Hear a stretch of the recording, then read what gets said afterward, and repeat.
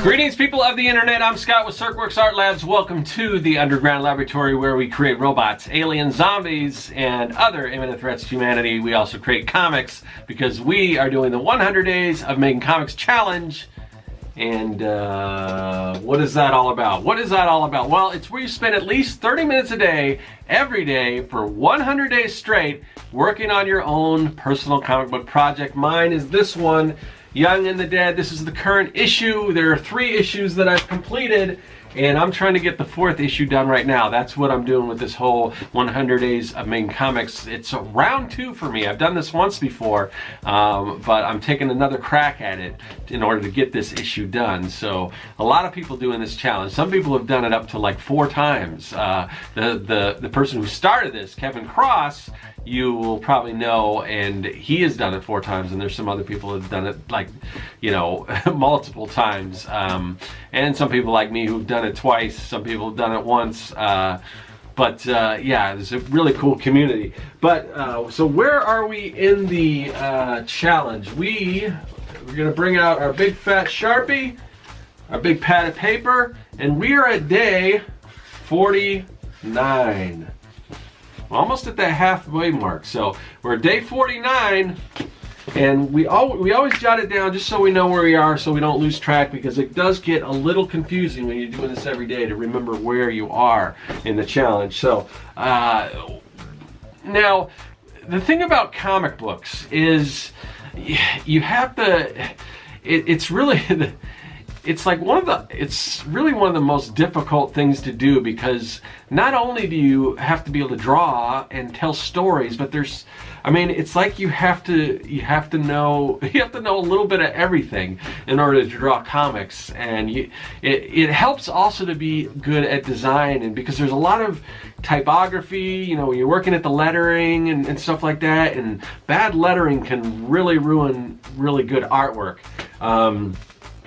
And as far as lettering and typography, one of the main things is like logo design. So, you know, every single comic book that you put out there, it usually has a logo somewhere on there. So it helps to design a nice logo. Now, with mine, I went sort of, you know, it's kind of the standard, you know, I wanted that horror look to it, but, you know, so we've got the young kind of looks like, I don't know if you can see that, it kind of looks like it's wooden and kind of chipped away, and then the dead is kind of, you know, old and, you know, deteriorating and everything, and kind of just stack the and the, but yeah, I don't know, I think it works well for that. And then there's another version of the logo here. All right, so there we go with the characters on top and and then of course we got the, I hardly ever mention, but it's actually Young and the Dead, No Zombies Allowed. So that's kind of the name of this particular series. If I make another series of Young and the Dead, it'll be called something else. But anyway, so that's sort of what I do with my logo. But if you're trying to get some ideas on logo design, I wanted to give another book recommendation. And because we're talking about design, today I want to put on my designer cap. And actually I don't have a designer cap, but I do have my designer shirt. So I got my CMYK shirt that's kind of like YMCA. So I am in the designer mode today. And so I thought I'd go on my bookshelf and I'd pull out this book. This is called the Lettering Bible, or Logo, Fonts, and Lettering Bible. And let me see if I can remember.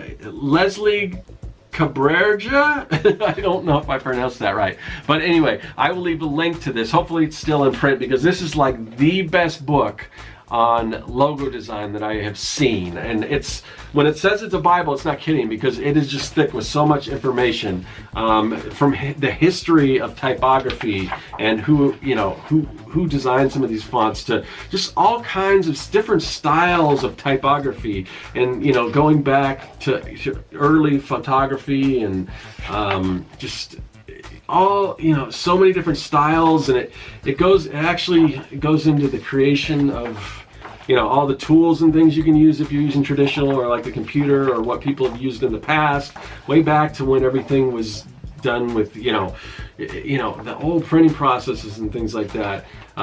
It's got a lot of history here. Even like this type of hand done and like graffiti type styles to more ornate stuff.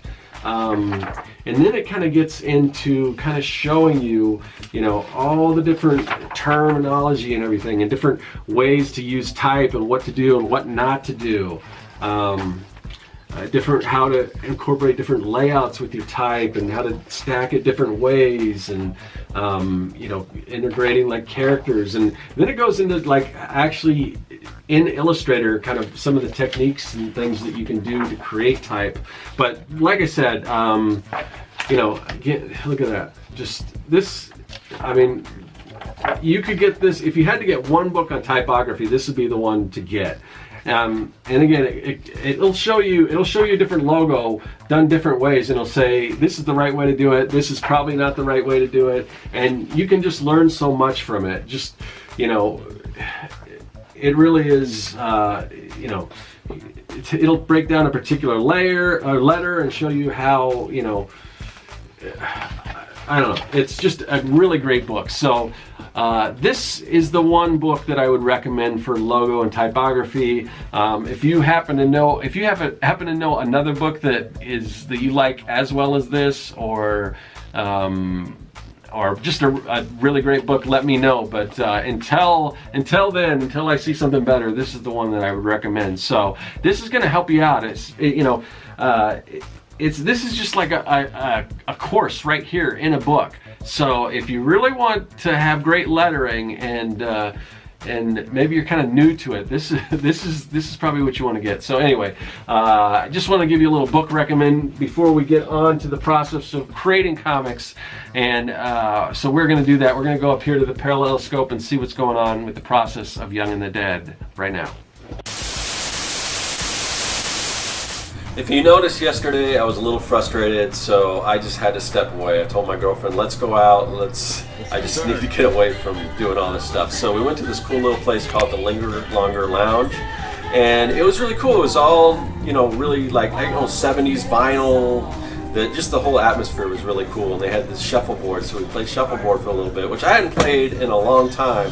My girlfriend's never played it, so it took a little while to get used to it, but then we started getting pretty good again. So that's real fun if you've never done that. Now, it's not like shuffleboard like the one you play on the cruise ships with the little sticks and stuff. This is the tabletop one, which I like a lot better. But yeah, it was just nice to get out, and I really needed that to recharge so I get back to working on the comic.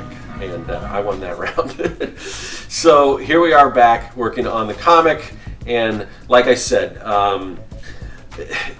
so yesterday there's just a whole bunch of things going on. I was having printer problems, and I needed to get this order out, and I needed to print a version of my comic, one of the deluxe, the artist edition ones, and so I was trying to get all this stuff ready because I was about to head over to my girlfriend's house, and I wanted to have everything so I could send it out, Monday, and so things weren't working out. But when things like that happen, sometimes if you just step away and things tend to work out. I actually did find a version, one of my comics, the mini comic that was actually already printed that I didn't know about. It just didn't have a cover. So anyway, everything worked out. I got all that. I got the order out and everything like that. And I did a little research as far as the printer goes, and it looks like there's some things out there where you can clean the heads on the more than just what the printer will actually do, where you can run a head cleaner like an automatic thing, but this one you actually you get some solution and you inject it into the print heads and everything. So hopefully that's going to work out, because I really need to get this operational again. But so that and some other stuff, but all in all, I was kind of probably making like a mountain out of a molehill, but it was like a lot of smaller molehills.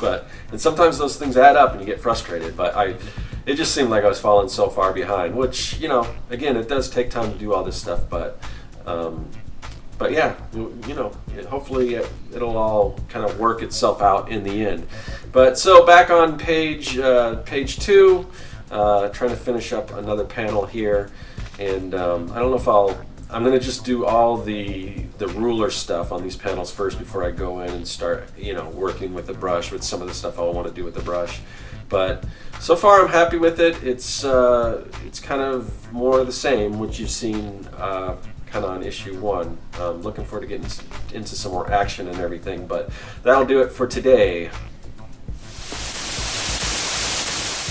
All right, that'll do it for another day of 100 days of making comics. Day 49 is over. I'm gonna pull that off, we're gonna crumple it up. Say goodbye to day 49, which means tomorrow is day 50. It means we're halfway there. Can you believe that? That's awesome. I'll see you tomorrow for day 50. That is all.